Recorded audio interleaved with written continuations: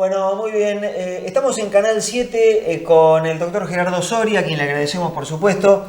Y obviamente ustedes se imaginarán, hoy por hoy el mundo habla, mira, lee, trata de informarse y de alguna forma todos nos preocupamos por lo que está sucediendo en territorio ucraniano, con esta invasión, con esta guerra que se está gestando desde hace algunos días y parece inicialmente no tener un panorama claro en los próximos días al menos.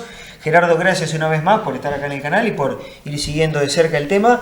Bueno, hubo una primera reunión, un primer acercamiento entre Ucrania y Rusia, entre los enviados de cada uno de los países. Bueno, ¿cómo estaría el panorama hoy? ¿Qué es lo que se puede decir? ¿Cómo te va?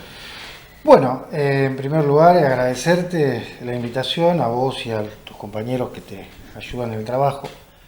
Lo primero que quiero decir es que la situación está muy complicada, que de alguna forma estos acontecimientos eran previsibles en tanto y en cuanto los países occidentales que hoy se rajan las vestiduras de la invasión de Rusia, que por supuesto es condenable, desde el punto de vista del derecho internacional público está claro que, como lo dije en el programa anterior, hasta el día 21, cuando se produce el reconocimiento de las provincias, era una cuestión discutible jurídicamente el derecho internacional, porque la población que reconoce el presidente Putin es una población que está en la frontera con Rusia, hablan el idioma ruso, se sienten parte de Rusia y además ellos impulsaron un plebiscito que querían integrarse a la Federación Rusa, como lo había hecho Crimea también en su momento.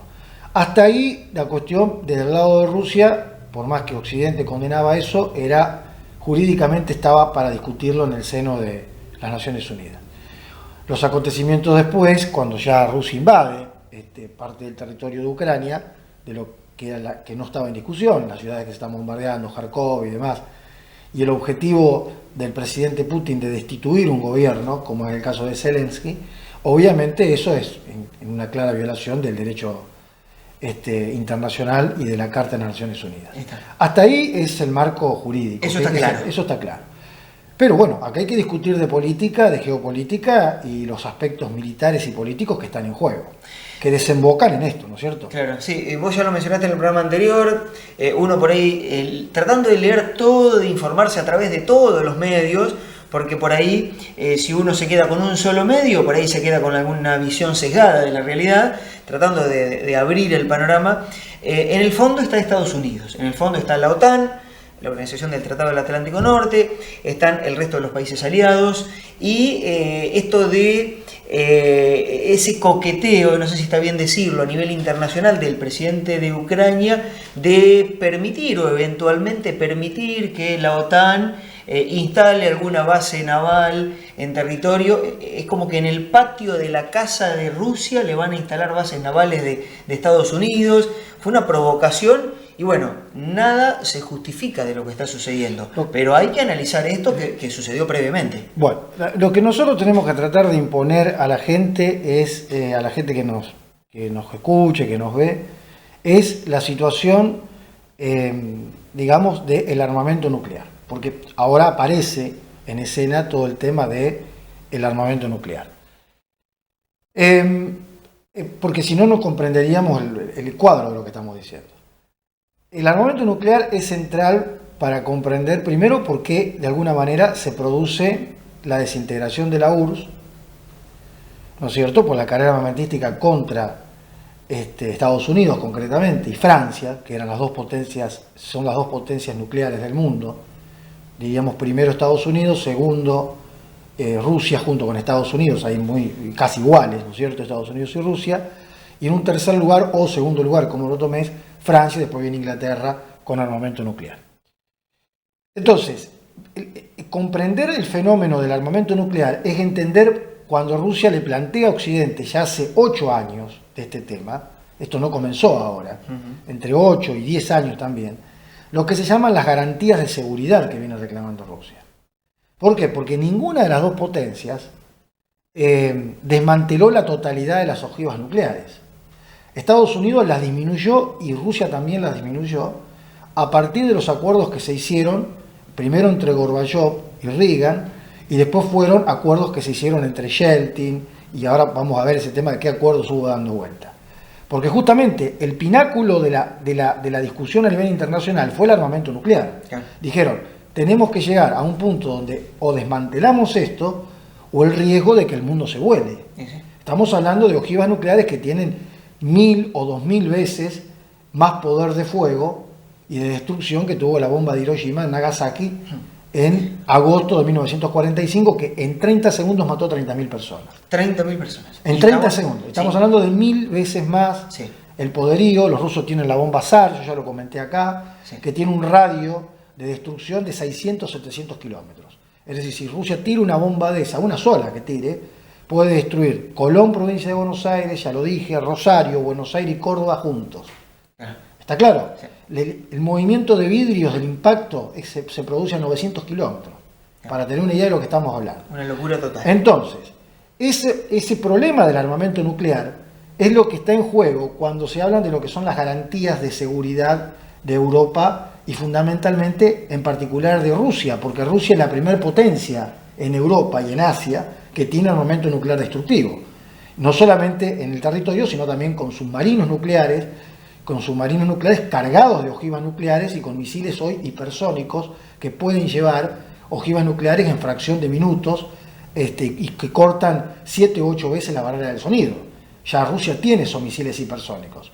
Entonces, entendiendo este contexto, la discusión de las garantías de seguridad territorial son fundamentales para comprender el conflicto que está ocurriendo en Ucrania. Ucrania, al momento del desmantelamiento de la URSS, Cristian y televidentes, era la segunda potencia territorial en el armamento nuclear. Es decir, las ojivas nucleares estaban en Ucrania, en su mayoría. Los aviones Tupolev estaban preparados para volar desde Ucrania hacia Europa, fundamentalmente Inglaterra y Francia, en el caso de un ataque nuclear. Por lo tanto, cuando se produce el desmantelamiento de la Unión Soviética en el año 90-91, hubo toda una discusión entre primero Gorbachev y Reagan y los presidentes que vinieron después vino Yeltsin en el caso de Rusia, qué hacer con el tema de Ucrania. Y se firma un acuerdo que es lo que insiste Rusia y que Estados Unidos desconoce, que es el acuerdo de Budapest, que se firma en 1996, 5 años después de previas discusiones, en Hungría. Claro. Lo firman Major, que era el primer ministro inglés, lo firman Bill Clinton, que era el presidente norteamericano, y lo firma Boris Yeltsin, que era el presidente ruso, obviamente con la firma del anfitrión del presidente de Hungría. En ese acuerdo se desmantelaron totalmente las ojivas nucleares que había en Ucrania, se desmantelaron todas, se devolvieron los aviones y demás, y la zona de Ucrania quedó prácticamente como una zona tapón. No se alcanzó a firmar un tratado, eso hay que decirlo, como en el caso de Finlandia o Suecia, que tienen que ser estados tapón entre la frontera rusa y el sector occidental, pero quedó claro que Ucrania es una zona de influencia. Claro. Eso quedó claro en los acuerdos. ¿Qué pasa? Desde el año 96 en adelante, como vos bien dijiste, Estados Unidos reaviva la OTAN, porque la comienza a reavivar, y acá nadie se puede rasgar la vestidura de decir es un atentado que Occidente... La OTAN, el primer ataque que hizo justamente con el gobierno de Clinton fue en el año 98, cuando por afuera de las Naciones Unidas bombardeó Yugoslavia. Sí. Bombardeó Belgrado y destruyó Yugoslavia y la convirtió, de un país de unidad, la convirtió en Serbia, en Croacia, en Bosnia, le terminó reconociendo la independencia a Kosovo, desatando una guerra civil y sacándole una parte del territorio a Serbia y generando una guerra que generó 500 a 600 mil muertos, una guerra civil europea, donde la Argentina también fue parte de eso, cuando el gobierno de Menem, aliado a Estados Unidos, le vendimos armas a Croacia para que se maten los croatas con los serbios. Entonces, las cosas hay que contarlas, porque si no... Hay que tener memoria, hay que informarse, hay que leer un poquito. Nada justifica, vamos de vuelta, venimos para acá, nada justifica lo que está haciendo Putin en este momento. Nada lo justifica. Pero la OTAN y Estados Unidos hay que tener ese antecedente. Y los países desarrollados, que se dicen los países del primer mundo, no se pueden rasgar las vestiduras, por ejemplo, con el tema de los migrantes y demás. A eso, después de Yugoslavia, sumale, obviamente, la guerra más reciente. Sí. La guerra inventada que le hicieron a Hussein en Irak. Porque fue una guerra inventada que incluso hay documentación. Sí. En el Parlamento inglés se ha discutido, se lo acusó a Major de falsedad. Todos sabemos cómo fueron los acontecimientos cuando se inventó que había depósitos de armas químicas para invadirlo y demás. Bueno, la cuestión es que la OTAN destruyó, junto con Inglaterra y Francia, destruyeron Yugoslavia, destruyeron Irak, no se quedaron ahí, sino que inundaron de terroristas y derrocaron el gobierno de Gaddafi, destruyeron Libia, y después fueron por Siria. Todo ese movimiento que ellos hicieron en el Medio Oriente, hay aproximadamente 6 millones de personas que no pudieron volver más a sus hogares. Destruyeron ciudades enteras, Libia la destruyeron. Libia era el país más próspero del norte de África, la destruyeron, Cristian. Con los bombardeos de Inglaterra, Francia, Israel, España, todos los países que se rasgan las vestiduras. En el medio de todo eso, cuando ocurre la crisis de Siria, ya Rusia se daba cuenta claramente que la OTAN tenía una idea de preponderancia y de hegemonía, de querer rediseñar todo el mapa de Medio Oriente y el mapa europeo. Y ahí comienza la tensión entre Estados Unidos y Rusia, porque Rusia le viene diciendo a los países europeos: queremos garantías de seguridad porque vemos que la frontera de la OTAN se nos está viniendo encima. Nos están metiendo bases militares en Polonia, bases militares en Rumania, bases militares en Lituania, en Letonia, en Estonia, y obviamente Ucrania fue la gota que rebalsó el vaso. Es el patio de la casa de Rusia. Sin justificar, bajo ningún punto de vista, nadie puede justificar la guerra. Gente que a mí me conoce sabe perfectamente bien que yo soy insanablemente pacifista y que creo en el derecho internacional público y que creo en el derecho para solucionar los conflictos internacionales. Pero obviamente los conflictos internacionales, te lo dice la palabra, los pactos vos llegás previo a los conflictos que se han desarrollado. Claro, porque si no, ¿para qué se hace un encuentro, una cumbre internacional entre presidentes, primeros ministros y referentes mundiales de la geopolítica, si vos querés? ¿Para qué se acuerdan cosas? Acá si al cabo de unos años se pasa por encima. Acá hay muchas cosas que Estados Unidos no está cumpliendo.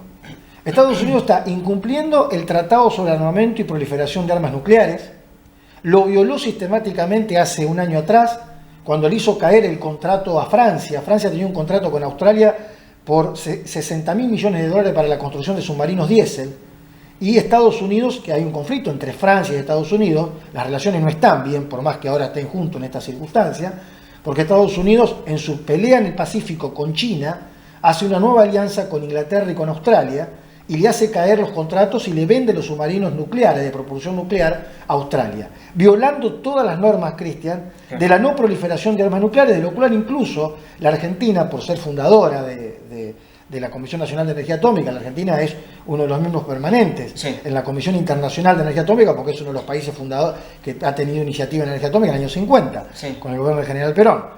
O sea que la Argentina tiene una presencia y conoce bien el tema nuclear, violando todos los acuerdos que se han hecho alrededor de la proliferación, el mantenimiento y la circulación de armas nucleares.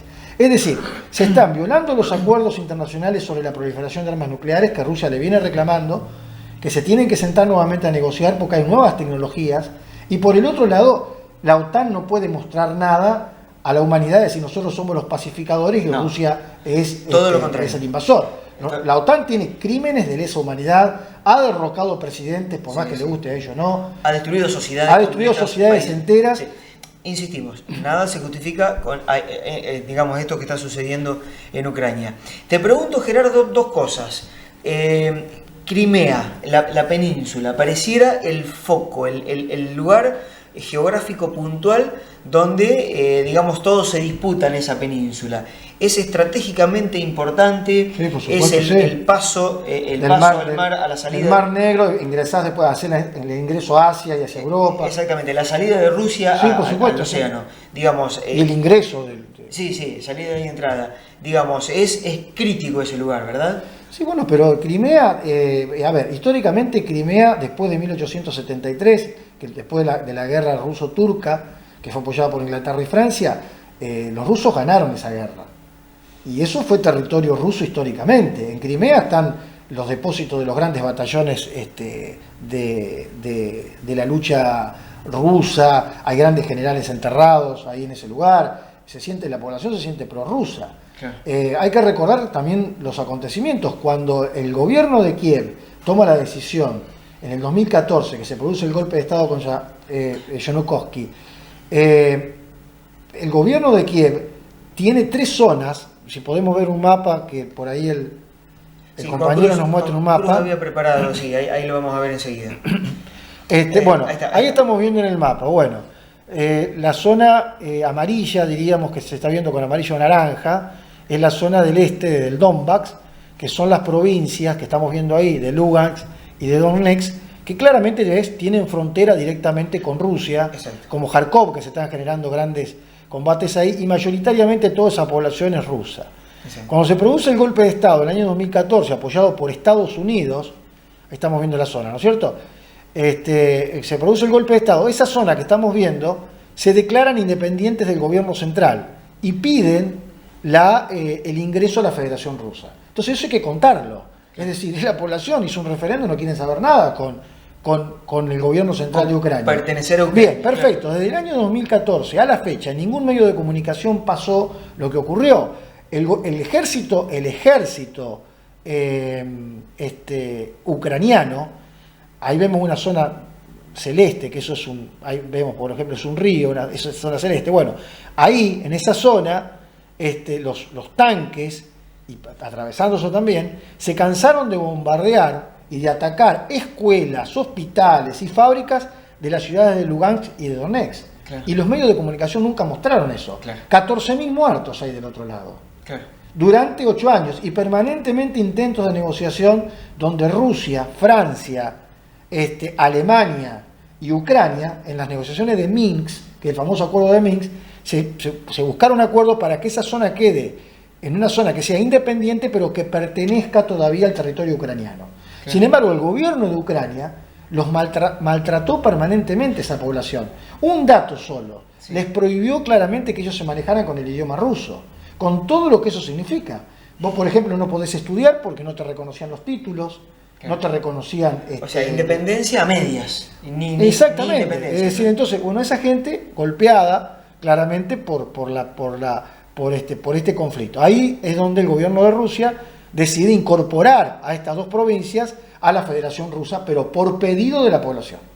Esto en primer lugar. El caso de Crimea es exactamente igual. Crimea lo estamos viendo más abajo, está al sur, ahí en la zona que se ve como marrón y roja, hay dos flechas ahí. Bueno, ahí está la zona del Mar Negro, el Mar de Azov. Bueno, ahí ocurrió exactamente lo mismo, con la diferencia de que Rusia la reconoció enseguida a Crimea. Eso era clarito que el Parlamento ruso lo iba a reconocer. Bueno, hubo un plebiscito, el 98% de la población de Crimea se siente rusa. Se votó. Claro. El 98% de la gente de Crimea no quiere saber absolutamente nada con el gobierno central de Ucrania.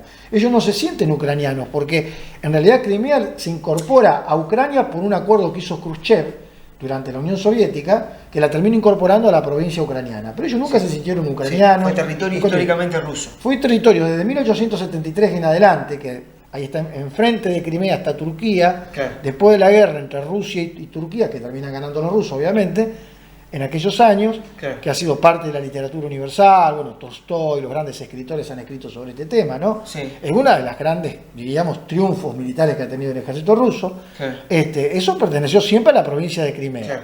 Hicieron un puente, si vos ves ahí en el plano, el lado gris es Rusia, hacia la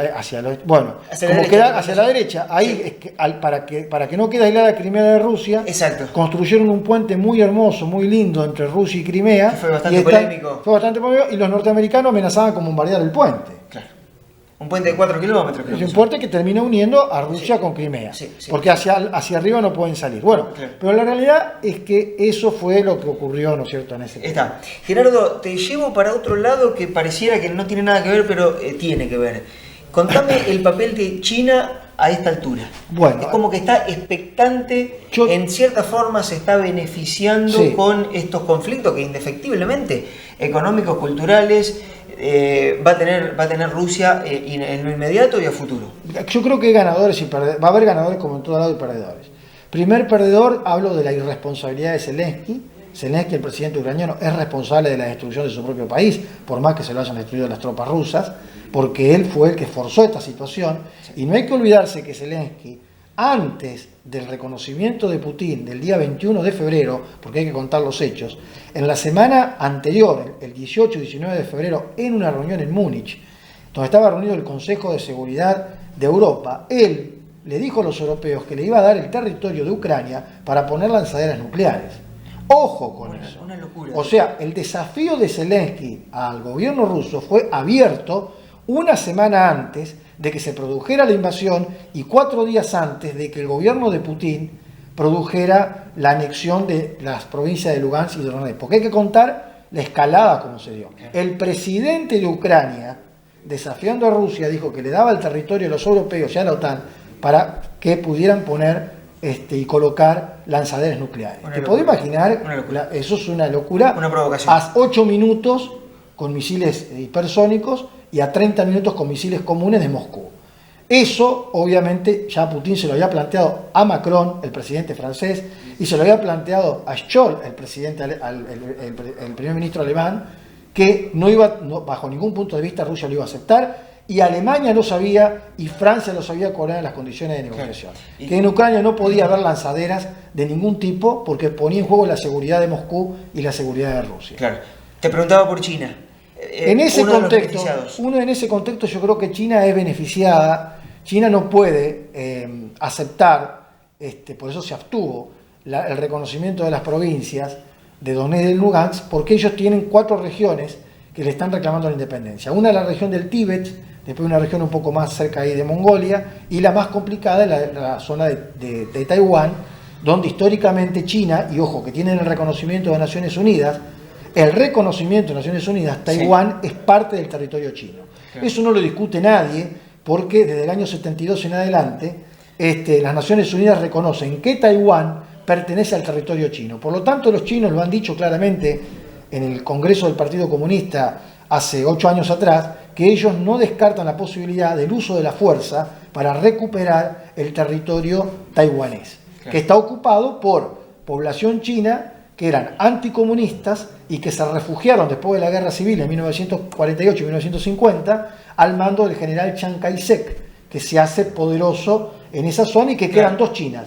La China de Chiang Kai-shek, que es la China nacionalista, y la China comunista, que es la China de Mao. Claro. Pero eso jurídicamente se resolvió porque Taiwán siempre fue parte del territorio de China y por lo tanto ese conflicto hay que seguirlo de cerca y vuelvo a repetir porque es el conflicto que está alentando Estados Unidos permanentemente y China se lo ha advertido a Estados Unidos que deje de hacer movimientos militares en Taiwán y de venderle armas a Taiwán y de aprovisionarlo de armamento a Taiwán porque justamente China no lo va a tolerar a eso. Entonces ahí tenemos el segundo gran conflicto, claro, entre las potencias militares del mundo.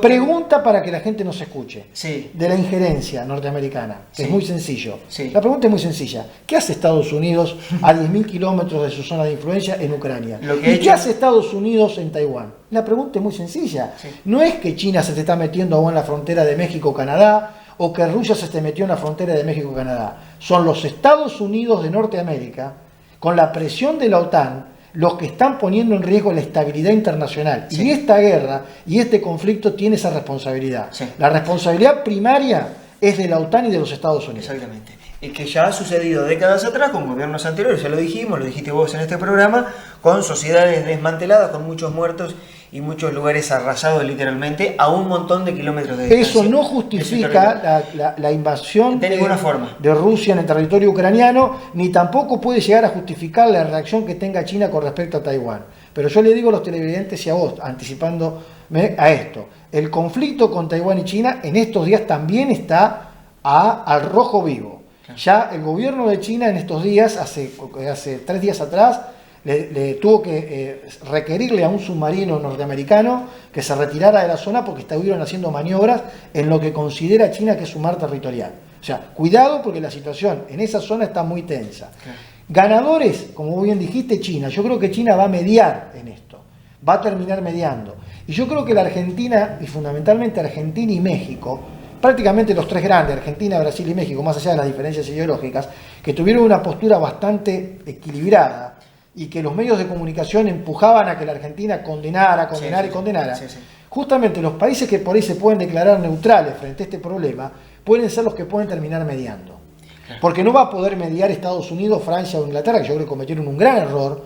Alemania fundamentalmente cambió la política exterior desde Merkel a Scholz y le va a costar a Alemania esto. Alemania va a pagar un alto precio, es uno de los grandes perdedores de esto, porque Alemania consume el 50% del gas de Rusia y tienen el gasoducto Nord Stream 2 paralizado y le va a generar problemas con las empresas, porque el gasoducto lo hicieron dos grandes paquetes. Lo hizo Gazprom, que es rusa, aportó el 50%, y el 50% lo hicieron 5 empresas privadas. Las 5 empresas privadas ya le dijeron al gobierno alemán que van a demandar al Estado alemán porque no le certifican la salida del gas y el ingreso con todo el daño que esto le genera. Por lo tanto, Alemania es uno de los grandes perdedores y además de haber modificado su política exterior.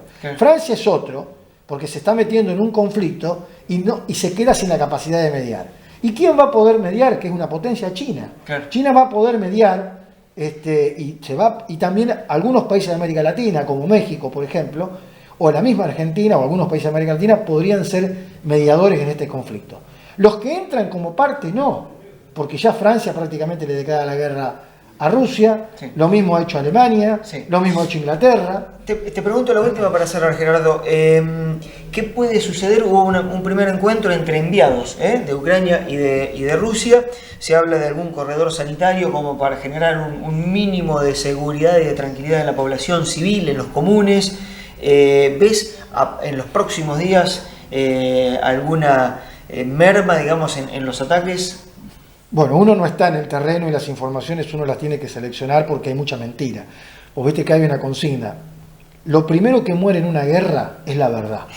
Es cierto. Esto digámoslo. Es cierto. Lo primero que muere en una guerra es la verdad. Exacto. Es decir, hay que tener mucho cuidado con la información que llega tanto del sector de Rusia como del sector de Occidente. Sí. Pero bueno, uno va tratando de informarse, depurar, de ir depurando. Cuesta bastante, Cuesta mucho, porque pero bueno, se puede hacer si uno hace un trabajo fino alrededor de todo eso.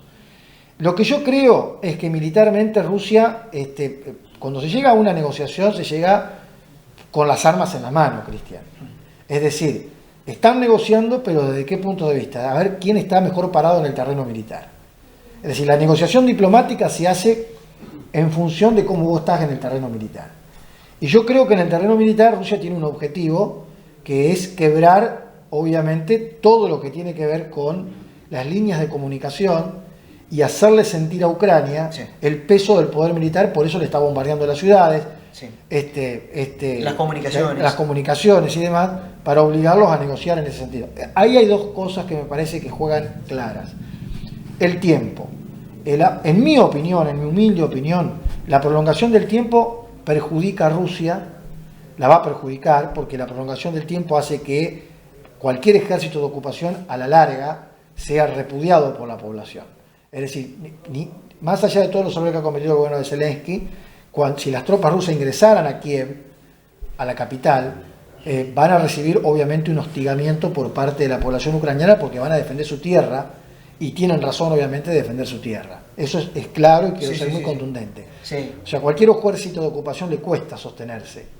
Pero también juega en contra también la prolongación del conflicto en contra de Kiev por la destrucción que va a tener y cómo puede llegar a salir Ucrania de esta situación económica que ya estaba mal económicamente, tenía muchos problemas económicos obviamente la prensa occidental oculta eso, pero en realidad había muchos problemas económicos. Yo creo que las horas que vienen van a ser decisivas. Yo creo que hay que abogar por la paz. Creo que China tiene que jugar un papel fundamental en esto, o algún otro actor, y lograr lo que de alguna manera, en mi opinión, sería una salida negociada. La salida negociada, en mi opinión, sería: Ucrania le tiene que garantizar a Rusia garantías de seguridad de que no va a haber lanzaderas nucleares, y Rusia tiene que retirar su ejército, respetando la soberanía territorial, por lo menos, hasta el límite del Donbass, de esas dos provincias. Esa sería la salida. Esa sería la Me parece que es esa la salida. A todo esto, la tristeza y la impotencia que da ver lo que sucede en una ciudadanía común, en un pueblo, en una ciudad como puede ser cualquiera de las nuestras, recibir los ataques que están recibiendo, bueno, pero es responsabilidad, digamos las cosas como son. El general Perón decía, los malos dirigentes sucumben víctimas de sus propios males. Te lo vuelvo a repetir de nuevo. Los malos dirigentes sucumben víctimas de sus propios males. Es decir, acá hubo una irresponsabilidad de la OTAN y de Estados Unidos que hizo su juego. Obviamente Estados Unidos provocar una guerra, ya lo dije acá, es el presupuesto militar, ahí se están vendiendo helicópteros, tanques, todo tipo de pertrechos, movimientos de tropas, combustible, bueno, lo que te puedas imaginar, y eso mueve el amperímetro del tablero del presupuesto norteamericano, y de las grandes empresas norteamericanas que son todas guerreristas, Sí. la Raytheon, la A Northrop miles, Grumman, a miles de kilómetros. y que manejan los medios de comunicación como el New York Times, por ejemplo, y las cadenas de televisión también tienen acciones en las cadenas de televisión, manejan todo lo que tiene que ver con el estudio de reporteros. Los reporteros norteamericanos que están en la calle pertenecen a una organización que es bancada por el Pentágono y por la Raytheon y la Northrop Grumman. Eso la gente no lo sabe, pero está claro que es así. Entonces, ahí hay, vuelvo a repetir, un gran negocio de las grandes corporaciones de la industria armamentística. Esos son uno de los responsables. Y después vos tenés la responsabilidad política. Yo creo que la responsabilidad política de Zelensky, por más que se diga lo que quiera, no estuvo a la altura de la situación, porque se queda con un país destruido, con un país desmembrado, y con un conflicto que no sé si la sociedad en algún momento no le va a pasar una factura. Claro. Gerardo, te agradezco muchísimo, como siempre. Bueno, Rusia va a pagar un costo político muy alto. Esto está no, ni claro. hablar. Rusia paga un costo Político político muy fuerte porque obviamente Occidente ha cerrado filas alrededor del enfrentamiento y Estados Unidos logra lo que quería, convertir a Putin, ¿no es cierto?, en un criminal, un asesino, y demás, ¿no? Sí. Por ahí te convocamos en los próximos días para la continuidad del conflicto. Esperemos que sea en vías de resolución. Gracias, Gerardo, como siempre. No, gracias a vos y a tus televidentes y a tus compañeros. Bien, cerramos este momento en Canal 7.